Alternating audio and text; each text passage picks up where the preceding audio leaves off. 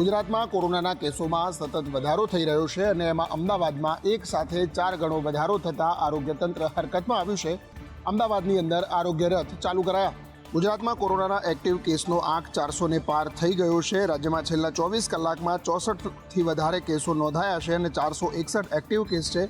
રાહતની વાત એ છે કે 461માંથી માત્ર 20 દર્દીઓને હોસ્પિટલમાં સારવાર લેવી પડી રહી છે। આ સિવાય 441 દર્દીઓ હાલ ઘરે સારવાર હેઠળ છે। એક સપ્તાહ અગાઉ અમદાવાદમાં 100 જેટલા એક્ટિવ કેસ હતા। આમ સપ્તાહમાં 4 ગણાથી વધુનો વધારો થતાં આરોગ્ય તંત્ર પણ હરકતમાં આવ્યું છે અને ફરીથી સંજીવની રથ દોડાવવાનું શરૂ કર્યું છે।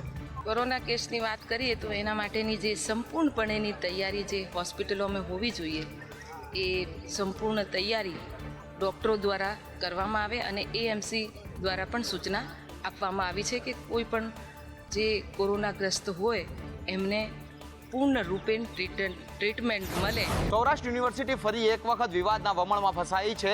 પરીક્ષામાં હાજર હોવા છતાં વિદ્યાર્થીઓને ગેરહાજર દર્શાવતા વિવાદનો વંટોળ ઉઠ્યો। ચાલુ વર્ષે લેવાયેલી વિવિધ વિષયોની પરીક્ષા આપનારા અનેક વિદ્યાર્થીઓને પરીક્ષા આપી હોવા છતાં ગેરહાજર દર્શાવવામાં આવતા ભારે હોબાળો મચી ગયો છે।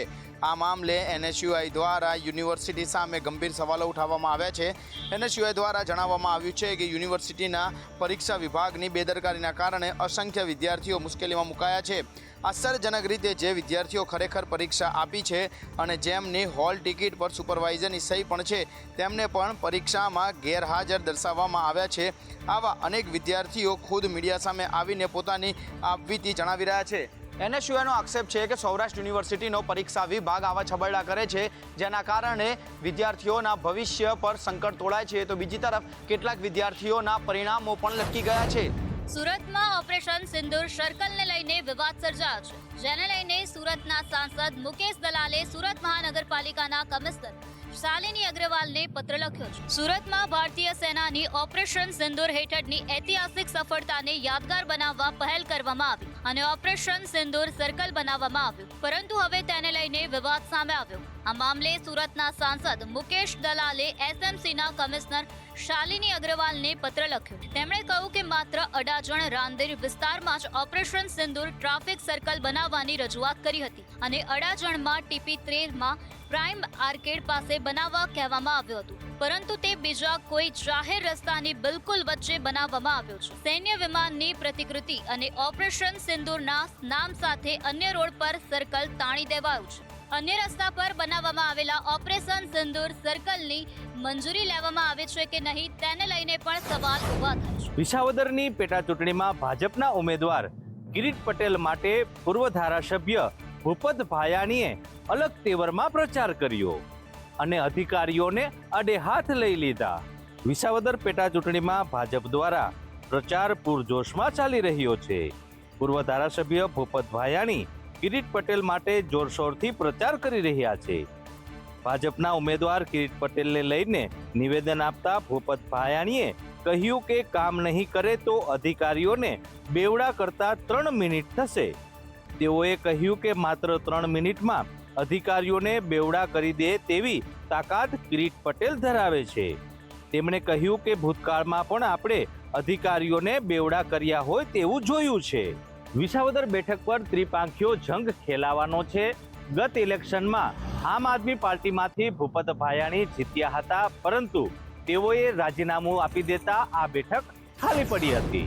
વિસાવદરની પેટા ચૂંટણીમાં ભાજપના ઉમેદવાર કિરીટ પટેલ જીતશે તો જયેશ રાદડિયા મંત્રી બનશે, આવું અમે નહીં પરંતુ ખુદ ભાજપના ઉમેદવાર કિરીટ પટેલ કહી રહ્યા છે।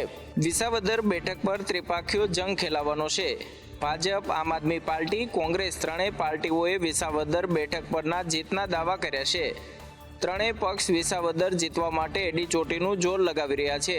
ત્યારે વિસાવદરના ભાજપના પ્રભારી જયેશ રાદડિયા પર ભાજપના ઉમેદવાર કિરીટ પટેલને જીતાડવાની જવાબદારી છે અને જો વિસાવદરની પેટા ચૂંટણીમાં ભાજપની જીત થાય તો જયેશ રાદડિયાને મંત્રી બનવાનો માર્ગ ખુલ્લો થશે, કારણ કે રાદડિયાને મંત્રી બનવાના સંકેત ખુદ કિરીટ પટેલે આપ્યા છે।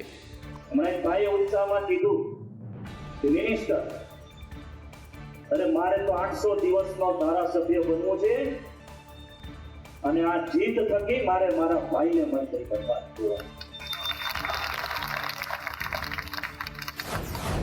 અમદાવાદમાં ગેરકાયદે બાંધકામોનો સફાયો કરવામાં આવી રહ્યો છે, ત્યારે કુબેરનગર પાસે આવેલા સંતોષીનગરમાં ડિમોલિશનની કામગીરી હાથ ધરવામાં આવી. રાજ્યભરમાં અસામાજિક તત્વોના ગેરકાયદે બાંધકામો પર બુલડોઝર ફેરવવાની કામગીરી ચાલી રહી છે, ત્યારે અમદાવાદમાં પણ ગેરકાયદે બાંધકામનો સફાયો કરવામાં આવ્યો, જેમાં કુબેરનગર પાસે આવેલા સંતોષીનગરમાં ડિમોલિશનની કામગીરી હાથ ધરાઈ હતી. અગાઉ કોર્પોરેશને મકાન ખાલી કરવા માટે મકાન ધારકોને નોટિસ આપી હતી. નોટિસ આપવા છતાં પણ મકાન ખાલી કરવામાં ન આવ્યા હતા, જેથી તંત્ર દ્વારા આજે ડિમોલિશનની કામગીરી હાથ ધરાઈ હતી.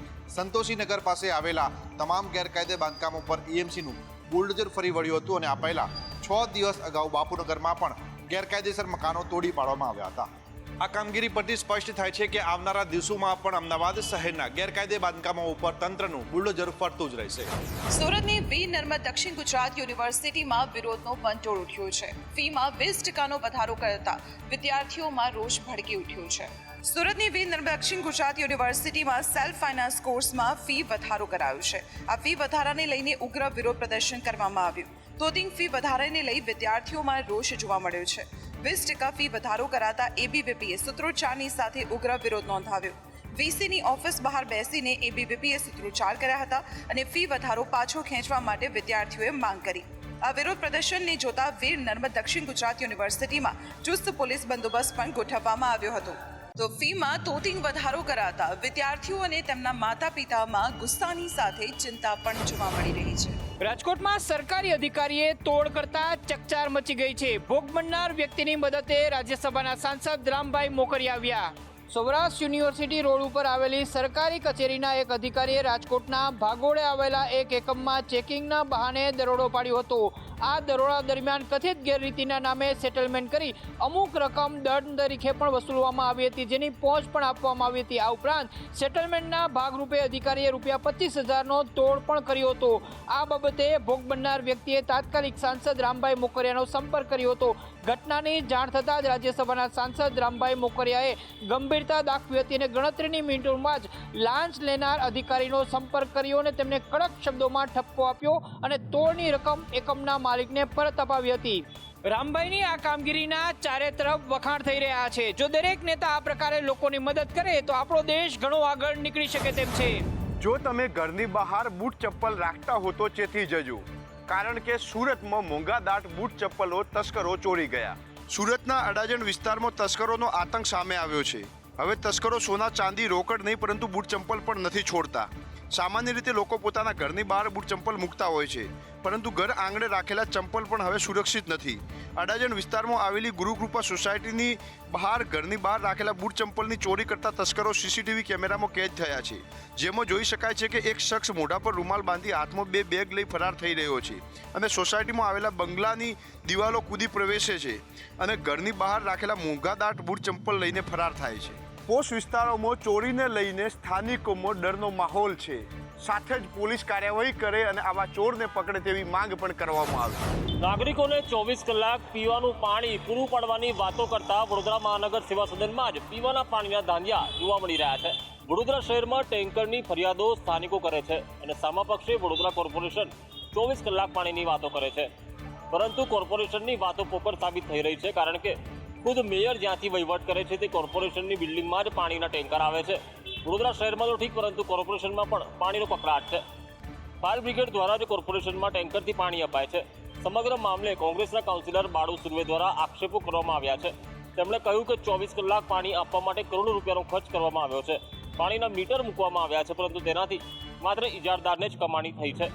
વર્ષો પહેલા પૂરતા પ્રેશરથી 2 ટાઈમ પાણી અપાતું હતું, પરંતુ હાલ તો નાગરિકોને અડધો કલાક પાણી મળવું પણ મુશ્કેલ છે. વડોદરા શહેરમાં હવે પીવાના પાણીની સમસ્યા અને ટેન્કર રાજનો અંત ક્યારે આવે છે તે જોવું રહ્યું. ભગવાન જગન્નાથની 148મી રથયાત્રા પહેલા યોજાશે. જળયાત્રા અને મંદિર તરફથી તમામ નિમંત્રણ પત્રિકાઓ રાજકીય આગેવાનો અને સાધુ સંતોને આપી દેવામાં આવી. ભગવાન જગન્નાથજીની 148મી રથયાત્રાને લઈને જમાલપુર સ્થિત જગન્નાથ મંદિર દ્વારા તૈયારીઓ શરૂ કરી દેવામાં આવી છે. સુપ્રસિદ્ધ જગન્નાથ મંદિરની રથયાત્રા પહેલા જળયાત્રા યોજાઈ છે. જળયાત્રા માટે જગન્નાથજી મંદિર તરફથી નિમંત્રણ પત્રિકા પણ વહેંચવામાં આવી રહી છે. તમામ સાધુ સંતો, રાજકીય આગેવાનોને નિમંત્રણ પત્રિકા આપી દેવામાં આવી છે.